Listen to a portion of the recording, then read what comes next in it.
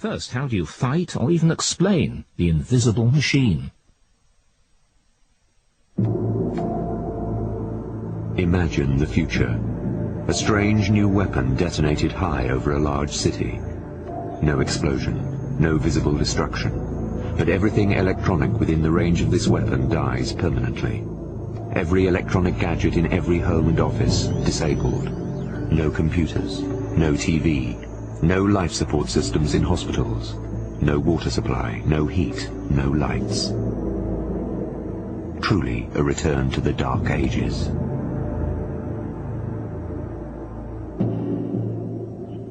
Everything that we've built up in the last 200 years, let alone in the last 20 years, would be completely destroyed, would be non-existent. Imagine the cost that it would be to rebuild our cities. Think of it in terms of transportation. We might even have to pump water. It's at that basic level. Imagine a full range of new weapons. One can take out the electricity in your city. The other can destroy you. We have been testing what I'm going to call microwave weapons for crowd control. You can affect a large area by sweeping the beam and making sure that people are in the beam long enough to get a very nasty sensation of being cooked, which, to a very fine depth, they are. If you haven't heard about these weapons, it's no surprise. Their development has been secretive, and they sound more like science fiction than reality. We're just learning enough about the science to be dangerous. It's like giving a kindergartner a hand grenade and hoping they don't pull the pin. Welcome to the world of electromagnetic warfare.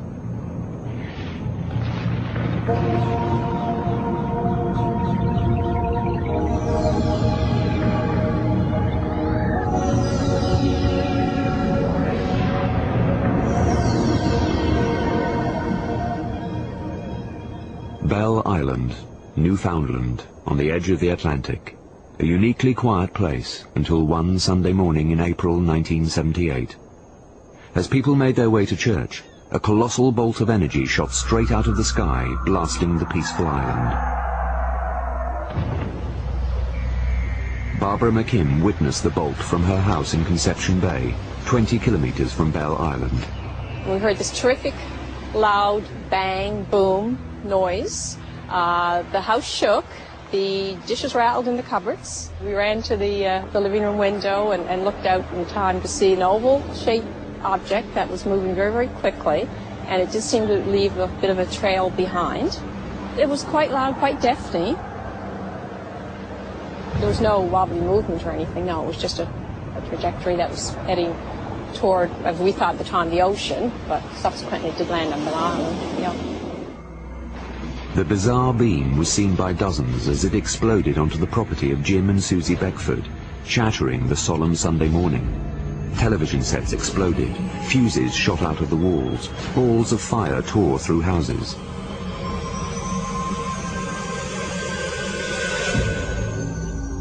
Yes, I was on the island, April 2nd, 1978. Steve Parsley, neighbour and son-in-law of the Beckfords, had just left the barn when the bolt struck. When we looked there through the door and seen, you know, all we could see was dust and ore dust, everything else gone.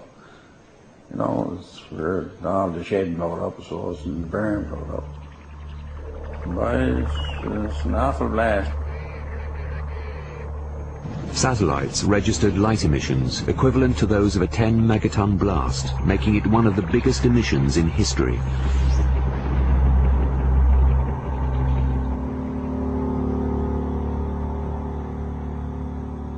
In Ottawa, Canadian military scanners also picked up the 10-megaton blast. The Prime Minister was alerted, and Fire Inspector Jim Farrell dispatched. As soon as I saw the fuses and the embedment in the wall, I knew I had something here that was different. I was amazed. The barn was in shambles. Chickens and hens were dead.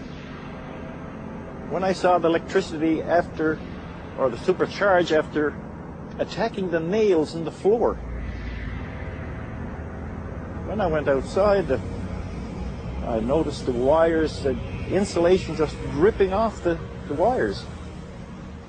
I showed Mr. Beckford. He was amazed. He said, "My God, what was it?" And I said, "Boy, I don't know."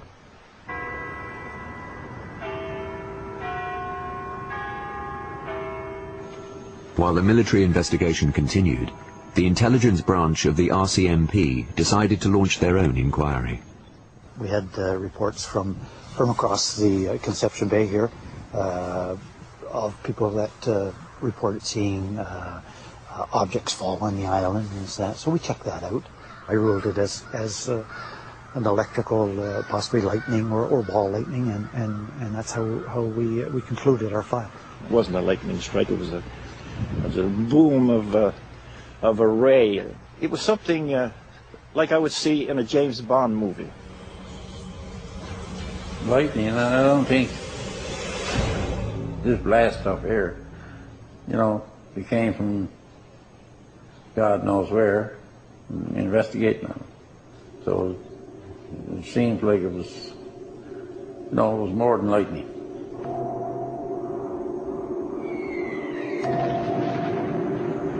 The official reports concluded that the blast was caused by ball lightning, but the local residents were skeptical and wondered if it had really been caused by a failed military experiment.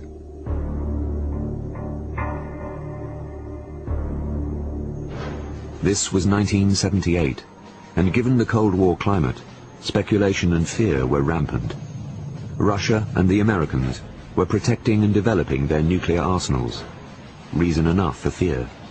But what wasn't known about was the developing and testing of a very new and secret wave of weapons.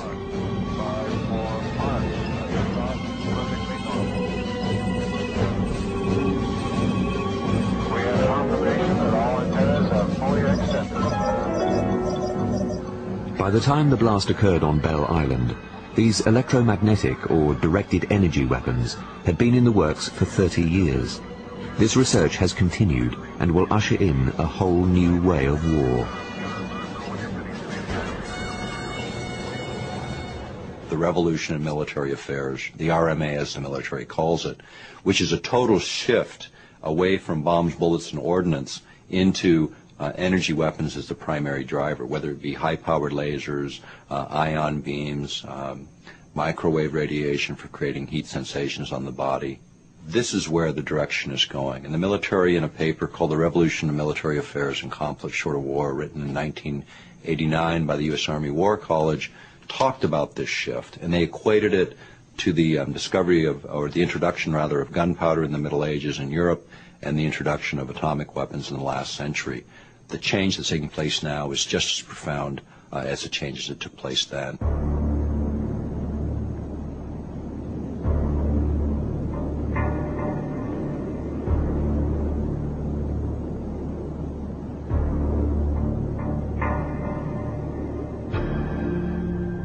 It has been said that the history of mankind is the history of war.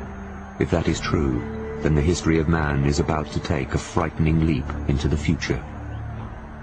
Since the beginning of the age of modern science, you've obviously seen a rapid development in rapid improvement in the technology of weapons. It's perfectly obvious. You starting with gunpowder, really. The cannon-bearing ship, the rise of air forces, improvements in explosives, and so on and so forth. When the First World War broke out, all of this military technology and force was unleashed on the world. A generation enjoying the peace and progress of liberal society was amazed and shocked. That war pitched the world into a century of violence.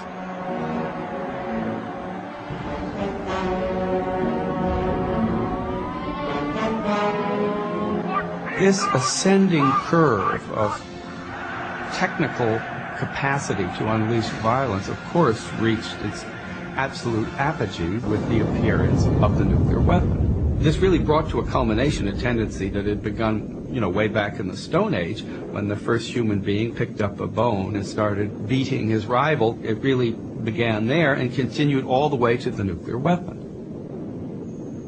The prospect of mutually assured destruction might have kept the superpowers in check, but it did nothing to slow weapons development.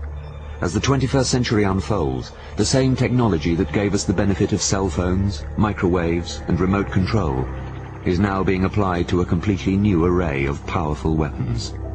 A development veiled in secrecy, until a certain New York Times reporter started digging. Well, the New York Times wanted to do a story on the new frontiers of military technology, and we have done a lot of work previously on what have been called smart bombs and the satellite-guided munitions. But we really wanted to find really what the next frontier was, and I did some reporting, talking to some military analysts that I know, and also some people actually in the investment community who follow companies that make their money off government contracts, and they mentioned to me this whole new category of weapons known as directed energy or electromagnetic weapons. And that's really how we found out about it. And then we started doing some reporting, and one of the hard things about it was that the government really didn't want to come forward with a lot of information. Most of these programs still remain secret or classified. Manufacturers are now developing a full range of electromagnetic weapons which pack an invisible wallop, hundreds of times more powerful than the electrical current in a lightning bolt. One can blast enemy missiles out of the sky. Another can be used to blind soldiers on a battlefield. Still another to control an unruly crowd by burning the surface of their skin. If detonated over a large city, an electromagnetic weapon could destroy all electronics in seconds. Though their effects may be different, they have one remarkable feature in common. They all use directed energy to create a powerful electromagnetic pulse. What is an electromagnetic pulse weapon? Actually, you can think of it, probably too simply, but not terribly inaccurately, as a lightning bolt on steroids. Right now, an electromagnetic pulse from a lightning bolt is a pretty crude club. The wavelength is way too long. So ideally, what you would like to do is shift the energy of the electromagnetic pulse from the long wavelength of a lightning bolt down into a microwave. Now, what is a microwave? Microwaves are all the waves between a meter and a millimeter. Now think of how well that couples with everything in our society, because almost everything we use electronically fits between a meter and a millimeter. If you look at a standard electromagnetic device that's made to read electromagnetic pulses like your cell phone, here's an antenna. It's actually made to absorb electromagnetic radiation. It's just not designed to take the power of the pulse of an electromagnetic weapon. These electromagnetic weapons can be used to destroy basically anything with a chip in it. Not only communication systems and devices, but power systems, television and radio systems. Even most cars these days have an electronic ignition in them. And if they were deployed in the relevant place, in our society now, and in many countries, anything with a chip in it could be disabled.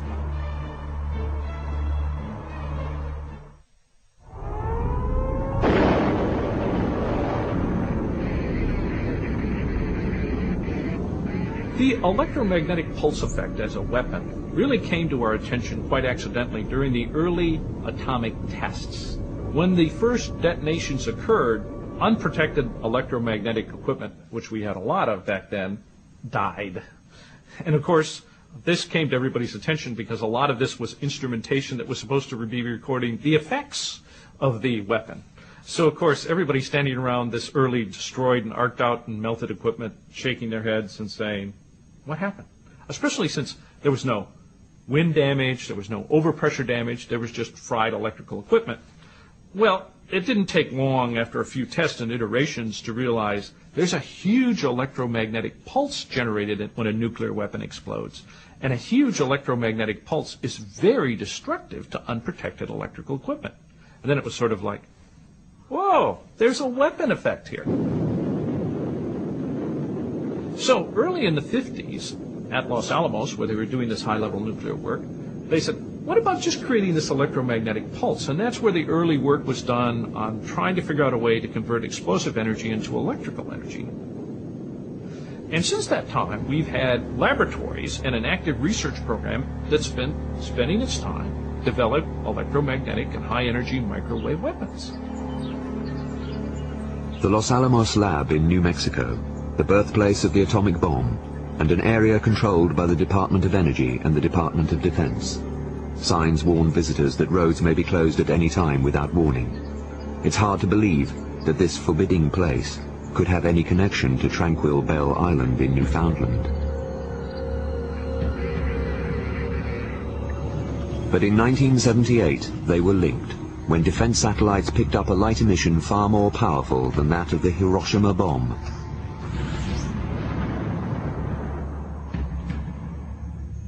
This prompted the dispatch of 2 scientists from Los Alamos to Bell Island.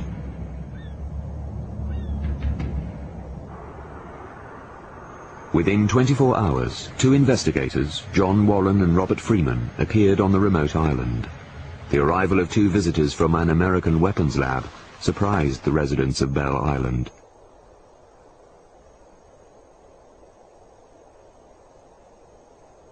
But the situation became even more bizarre with the arrival of a Russian general flanked by US and Canadian military personnel. Why would the Russians cross continents in order to conduct an investigation at the Beckford home?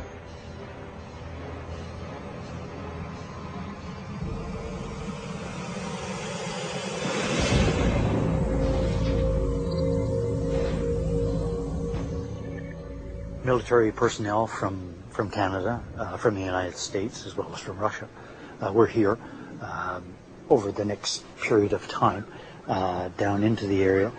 They came to the office and wondered if we had anything different than what they had obtained themselves, which we didn't.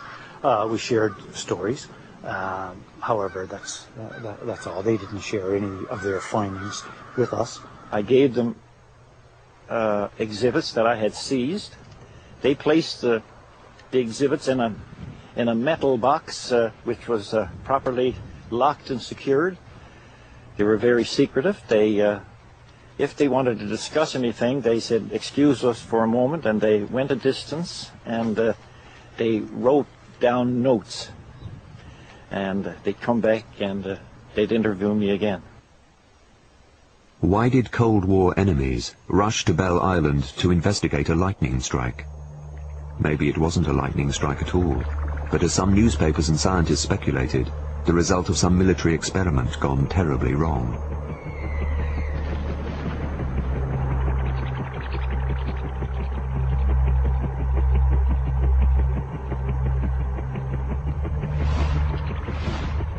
The precision of our electromagnetic pulse, much like the precision of our regular munitions, our conventional munitions, has increased significantly. So we'll be able to take out the electricity in a city block or in a command and control center, something like that. If we were looking at what an electromagnetic pulse might look like, if you could see it, it would be sort of like when you see in the cartoons when there's a pulsating cone of energy that comes out of something, that comes down from the line of sight. That would kind of be like what an electromagnetic pulse would visualize like, if you could visualize it. Electromagnetic waves come, of course, in all sort of forms. People may not realize that the light that that makes me visible in this moment, all right, is an electromagnetic wave. It's a particular part of the what we call the spectrum of electromagnetic waves that our eyes are sensitive to. Electromagnetic waves are also heat, for example. When we say that the sun warms us up, it's a particular form of electromagnetic waves that we don't see, but that our skin sees, and sees it as warmth. We are in a soup of electromagnetic radiation. Almost anywhere you are, you can pick up your cell phone and receive a phone call. You can turn your TV and some signal will come through. These electromagnetic waves can be harnessed and used in a variety of ways. In Alaska, there is a facility that does just that. Haarp is a directed energy experiment being undertaken by the US. From Haarp's wide field of antennae, the waves are focused and beamed into the ionosphere high above the Earth's surface. The ionosphere is part of our atmosphere. It contains electrically charged particles and acts like a mirror, reflecting radio waves back to Earth.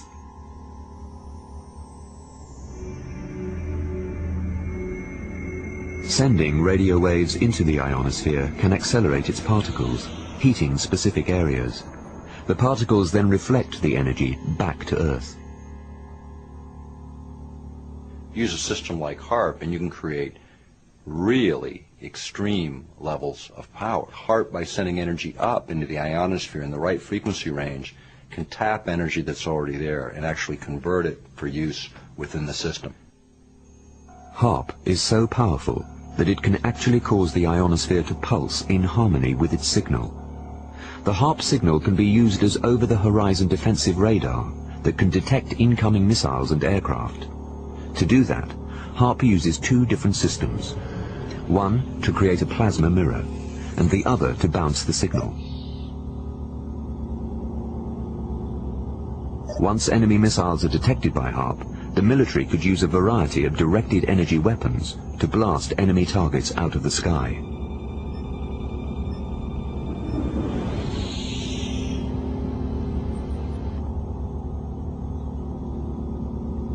HAARP is a acronym actually for High Frequency Active Auroral Research Project. It started with Dr. Bernard Eastland's really a visionary approach to missile defense, looking for a way to really deal with the threat of intercontinental ballistic missiles from either rogue nations or our traditional adversaries. Basically, the antenna, as originally conceived, was to be big enough and powerful enough to make major modifications to the ionosphere. This was all done at the height of the Cold War, and my focus was on defense against a major Russian missile attack. The plan was to make a shield over Canada, over the United States, over the whole world, which a missile could not penetrate. While the Americans were developing this technology, the Russians were conducting similar experiments. Some speculated that the Belle Island blast was the result of Soviet testing of directed energy weapons. The theory was that Belle Island had acted like a giant magnet. The place contains vast underground iron ore deposits and abandoned mines laced with miles of copper piping. The belief is that an electromagnetic signal passed over the island in 1978 and was drawn down by its magnetic field. The Belle Island event is a unique event, and I have not heard of repeat events, so it's very hard to really pin down what happened there. But the types of things that might have occurred involved high voltages, involved electrically conducting paths through the atmosphere, and a fully developed antenna, as I was describing, would probably allow you to induce voltages in pipelines, to do things that could create high voltages. In terms of Belle Island, you know, I can't speak specifically to the events that may have occurred there and did occur there in terms of connecting it clearly to a transmitter like Haarp. But let's talk about some of the things that you could expect to see from these kinds of technologies being deployed. One of the big issues is what happens if the signal coming off the ground that gets focused up into the ionosphere acts as a conductive shunt. In other words, like a copper wire being plugged in to a power source. This energy then would act as sort of a conduit to draw energy off of the ionosphere. Now, what would that do? You would create the biggest bolt of lightning you've ever seen in your life, striking the Earth 40 times a second until all that energy was discharged.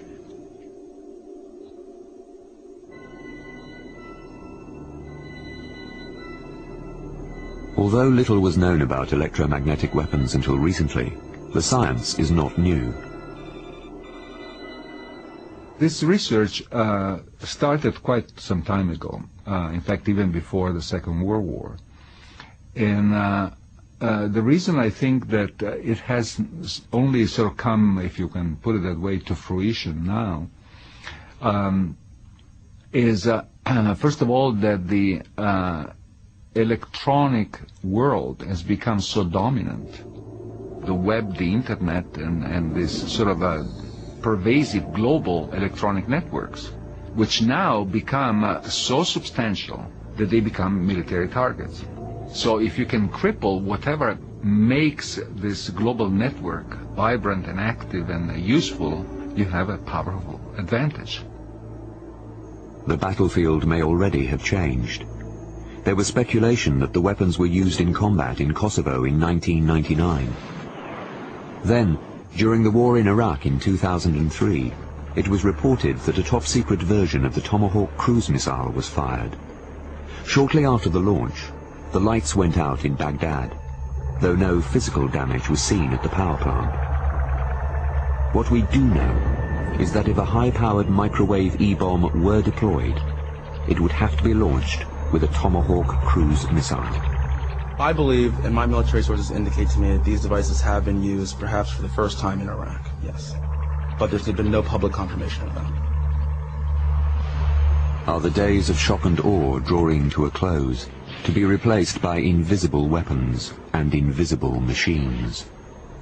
E-bombs, lasers, masers and microwaves will use directed energy to blow missiles from the sky, neutralize the enemy without bloodshed, and attack communication systems, throwing command and control centers into chaos.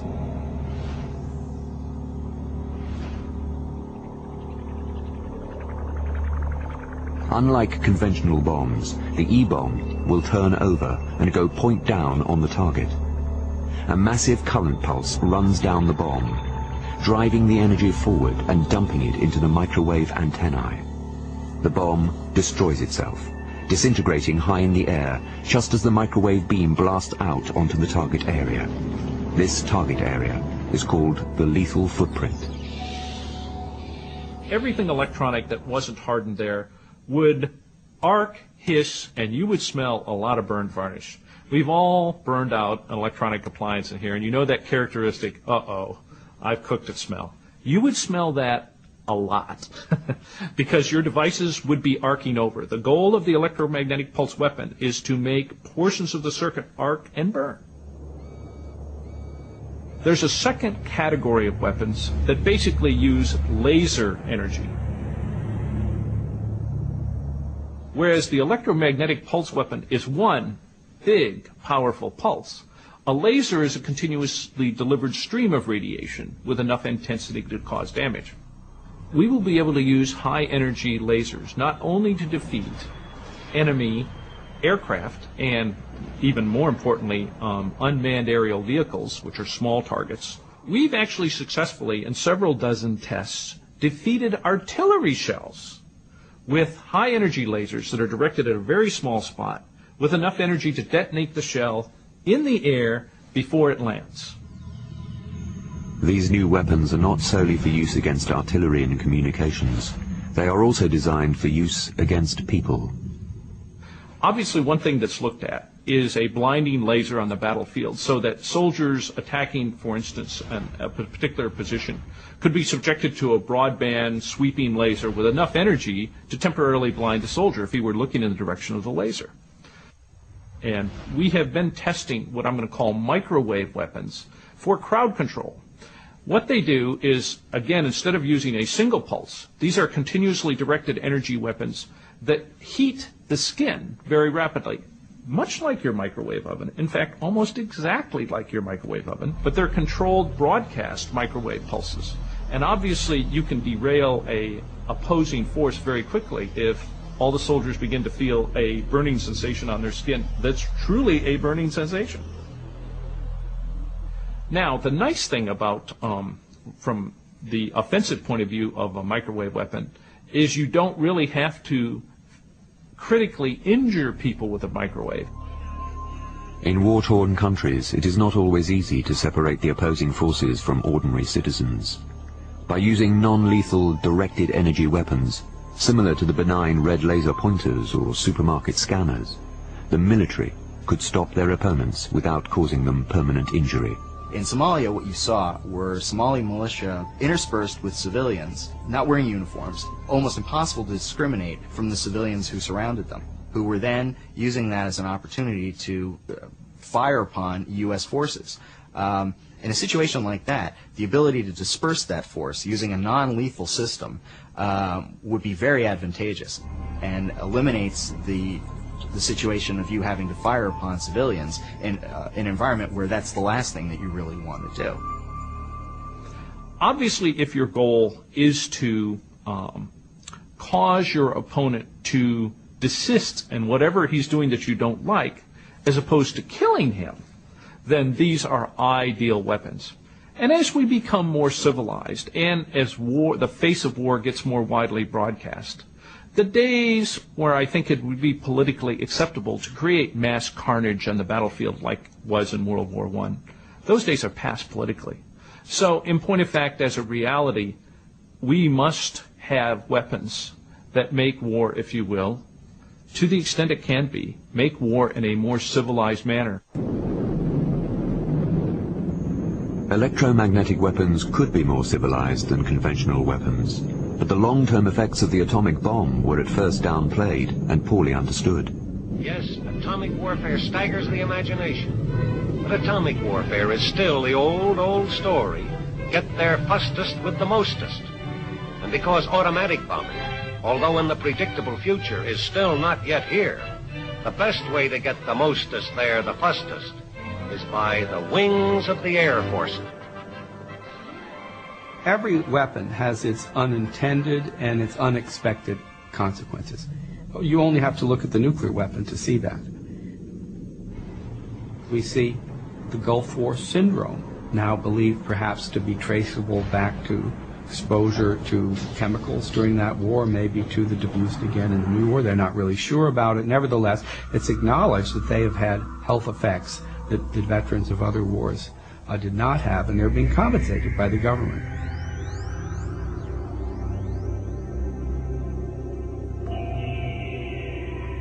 The government may know more than the rest of us about the potential health effects of these sorts of systems. We do know that the Air Force has a human systems laboratory where they have been researching what these devices could potentially do to humans. That research has not yet been made public.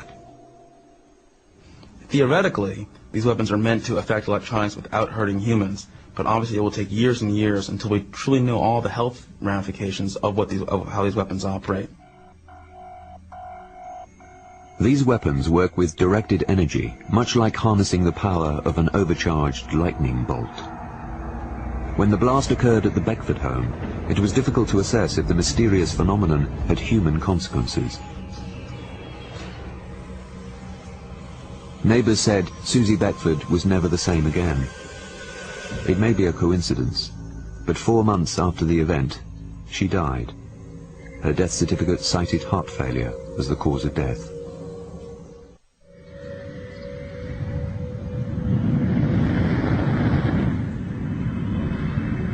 Well, it's been suggested that these weapons are more humane because they attack technology, computers, and so forth, rather than human beings, and the VMADs attack the human in a non-lethal way. But that's a very tricky question because there's a distinct possibility, by the way, that others will get these weapons and turn it around and fry our computers and so forth. And believe me, the job of protecting weaponry from the electromagnetic pulse is one that has not been solved and may not really in principle be solvable. Because of its technological superiority, the U.S. military is certainly the most susceptible to those types of technological innovation. And that's why other countries who realize they can't take the U.S. military on in a fair fight are interested in developing these types of things because they think it's going to help them to even out the playing field. With every generation and every war, we witness new and improved ways to kill people. The atomic bomb of the Second World War, napalm in Vietnam, smart bombs in Desert Storm. America stands ready to stun the world with a vast array of powerful new weapons, and other countries are lining up for this new electromagnetic arms race. I don't know who has electromagnetic pulse weapons like the ones that we are developing. The reality is probably countries like China and Russia. Both do have very advanced military technology China, for example, is at the upper tier of laser technology and things like that. So, I think those are the three countries who will develop this technology. Perhaps India might be able to do it. Because these electromagnetic weapons are so new, they are not controlled by treaties that cover conventional weapons. The United States has plans to build a missile defense shield over Canada's north to shoot down incoming ballistic missiles. This could lead to the deployment of electromagnetic weapons in space and unleash forces too powerful to control. I became interested in the Space Preservation Act and in developing the Space Preservation Act when I learned that our administration in Washington was looking at a program called Vision 2020. And Vision 2020 actually is a program for the United States to dominate the world from outer space. Now, I love America, and I'd like to say that we're number one. But let me tell you something. We don't need to be number one in weapons in space. The Department of Defense has been working at a facility in Alaska, which is doing research into effects of electromagnetic frequencies in the ionosphere. And that facility, which is called Haarp, has raised concern among many individuals about how this research would be applied. For example, we know that, according to some of the research, as these energy pulses are directed into the ionosphere, they can have somewhat of an effect. What kind of negative effects remain to be seen. Electromagnetic pulses could punch holes through the ionosphere and destroy one of the Earth's protective layers in the same way that pollution depletes the ozone layer. Some people I know have worried about messing with the ionosphere. And I think that needs a lot of investigation, because at the time we were looking at something that could be used to defend us. 6,000 nuclear warheads looking at you kind of trump just about every other thing you might want to look at. But if they ever wanted to build this antenna as big as I was talking about, then you really need to look at side effects. A weapon can be used for protection, it can be used for deterrence, it also can be used for naked aggression. Just like the scientists that were involved in the Manhattan Project, at the end of the day, we're not responsible for where those devices were used. That decision was made by political authorities. The people involved in the development of these systems are by and large scientists at heart, and the decisions about how these devices will be used will be made by military and political officials. There are several acts on the books of both the United States and, of course, the United Nations that deal with the preservation of space and not using it for nuclear weapons platforms. But I don't think there's much in the way of verbiage addressing non-nuclear conventional weapons platforms in space. And as our recent decision to abandon the anti-ballistic missile treaty I think clearly demonstrates, when we develop a technology that we think we can validly employ to defend the United States, forget the treaties. We are going to defend ourselves. We are going to change the treaties to be consistent with what technology now permits us. That's just going to happen. Since 9/11, the temperature of the country has changed. I mean, to a very strongly pro-military view of the world. And at the same time, the risks, or things that were thought of even a couple of years ago as things we wouldn't take, risks we wouldn't take, now people are more willing to take them in exchanging what they think is safety, security for their own personal liberties and use of new technologies that might have other impacts that are unanticipated. Directed energy is such a powerful technology, it could be used to heat the ionosphere to turn weather into a weapon of war. Imagine using a flood to destroy a city, or tornadoes to decimate an approaching army in the desert.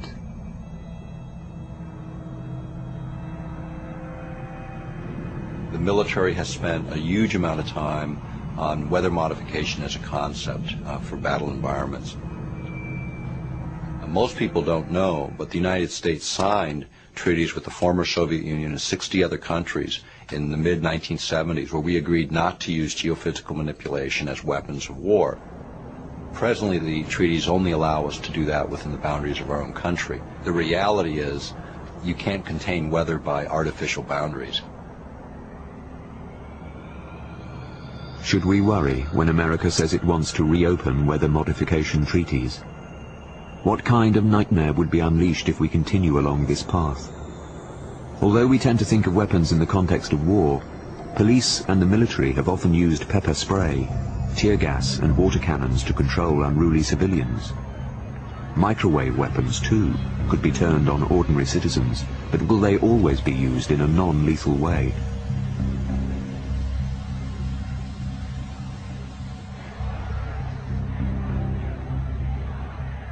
The theory is that you can do this in such a way that you can cause the discomfort, but without causing any permanent damage. That's a question, and it's a serious question. And the follow-on question to that is, if you can control it is one thing, but what happens if you decide you don't want to control it? What happens if you decide that this is a technology that you want to use as a lethal weapon? That's an issue that's going to have to be dealt with. You know, the last time burning was used as a way to control behavior was in the Middle Ages, when we used to burn people at the stake. It was decided it was kind of inhumane. Yet we're going back to that exact thing. If there's one thing we've learned since the initial development of atomic weapons 60 years ago, it's that governments will try to make these devices as powerful as possible, in general. Hopefully never to be used. Hopefully to be a deterrent. But it would not surprise anyone if the government continues to try to make these devices more and more powerful, so that at some point, we don't know, and this is speculation, but at some point it may be possible to develop a device that would disable the communications and electronic systems, anything with a chip in it, the cars, the toasters, the refrigerators, the televisions, in an entire city. If an electromagnetic pulse went off over a city, basically all the electronic things in your home would wink and go out, and they would be permanently destroyed. We're going to go back to the 1800s. With this kind of a society, we are not going to have refrigerators, dishwashers, and dare I say even a microwave. We're not going to have cell phones, telephones, and we're going to not have any form of communication as we know it. Without this communication, there's going to be complete chaos. There's going to be panic in the streets. Talk about issues of control and crowd control in particular. It's going to be complete chaos. We know that weapons manufacturers will continue to perfect electromagnetic weapons, but we don't know what the effects will be, either for the environment or for the people. Incidents like Bell Island's massive explosion of energy remain unexplained.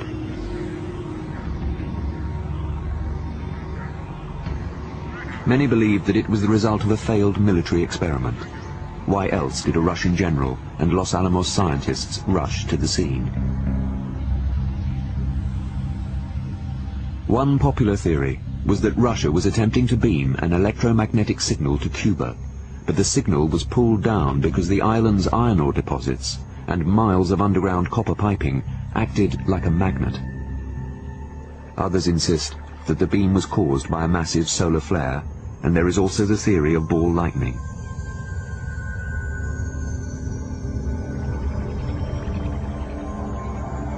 We may never know what really happened on Bell Island, whether the beam was a weapon or a natural phenomenon, but we do know that weapons which will copy the Bell Island blast are the future of warfare.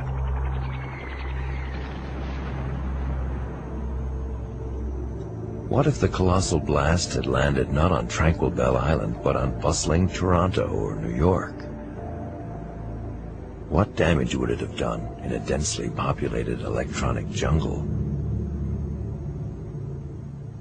The point is, when you start looking at affecting human beings, I think we need to be involved in that discussion.